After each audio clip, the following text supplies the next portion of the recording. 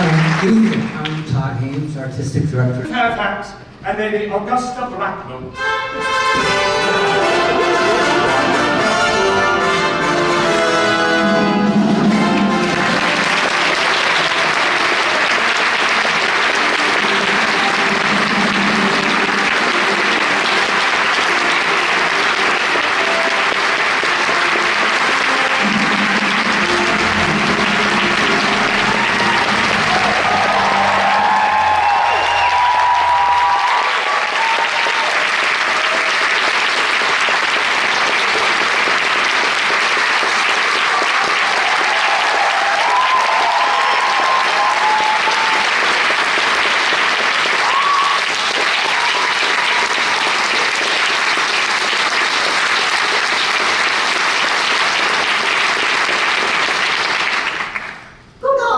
Dear Algernon, I hope you are behaving well.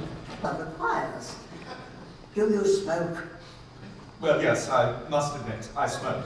Well, I'm glad to hear it. A man should always have an occupation of some kind. There are far too many idle men in London as it is. How old are you?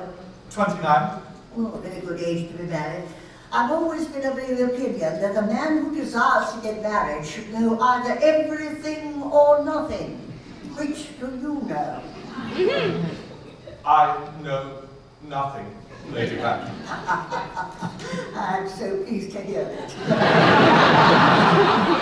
I do not approve of anything that tampers with natural ignorance. Ignorance is like a delicate exotic fruit. Touch it, and the bloom is gone. The whole theory of modern education is radically unsound. Fortunately, in England, at any rate, education produces no effect whatsoever. If it did, it would prove a serious danger to the upper classes, and probably lead to acts of violence in Grosvenor Square. What is your income? Between 7,000 and 8,000 a year. In land or in investment? In investments, chiefly. Well, that is satisfactory. What between the duties expected of one during one's lifetime and the duties exacted from one after one's death, land has ceased to be either a profit or a pleasure. It gives one position and prevents one from keeping it up. That's all that can be said about land. I have a country house with some land, of course, attached to it, about 1,500 acres. A country house? Oh, how many bedrooms?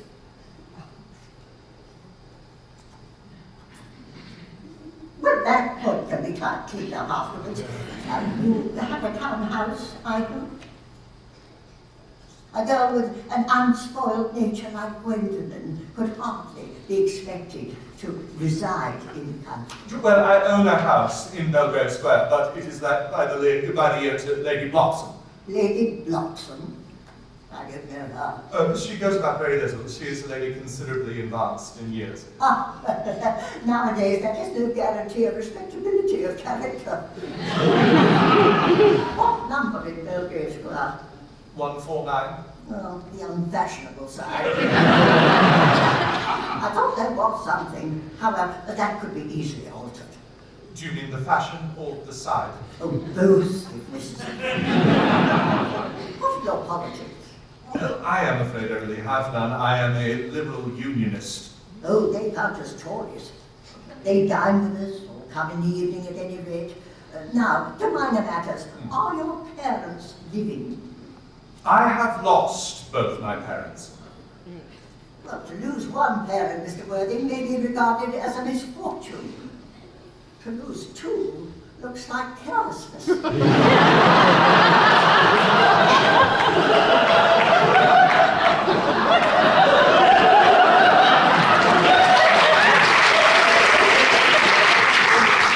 your father?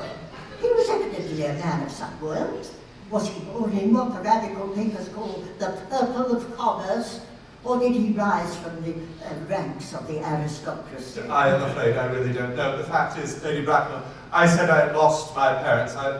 It would be nearer the truth to say that my parents seem to have lost me. I was found.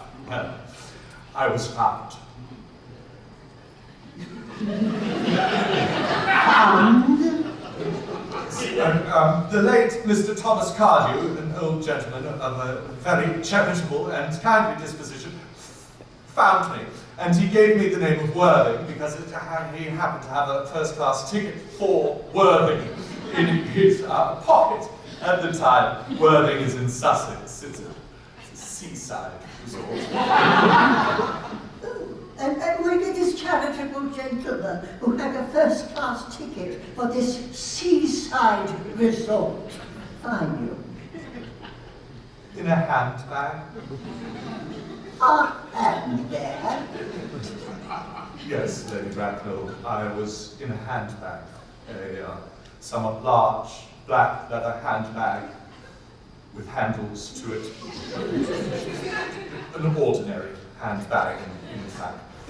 In what locality did this Mr. James or Thomas Cardew come across this ordinary handbag? In the cloakroom at Victoria Station. It's given to him in mistake for his own. The cloakroom at Victoria Station? Yes, the Brighton line. Oh, then I didn't tell. Mr. Worthing, I confess I feel somewhat bewildered by what you have just told me. To be born, or at any rate bred, in a handbag, whether it has handles or not, seems to me to display a contempt for the ordinary decencies of family life that reminds one of the worst excesses of the French Revolution. And I presume that you know what an unfortunate movement led to. As for that particular locality in which the handbag was found, a cloakroom at a railway station might serve to conceal a social indiscretion. Has probably indeed been used for that purpose before now, but could hardly be regarded as an assured basis for a recognized position in good society. May I ask you then what you advise me to do? I would do anything in the world to ensure Gwendolyn's happiness. I would strongly advise you, Mr. Worthing, to try and acquire some relations as soon as possible. And to make a definite effort to produce at any rate one parent of either sex before the season is quite over. I don't see how I could possibly manage that. I can produce the handbag at any moment. In my dressing room. That's how I really think that should satisfy you, Lady Bracknell. Me, sir? What has it got to do with me? You can hardly imagine that I and Lord Bracknell would dream of allowing our only daughter, a girl brought up with the utmost care, to marry into a cloakroom and form an alliance with a parcel.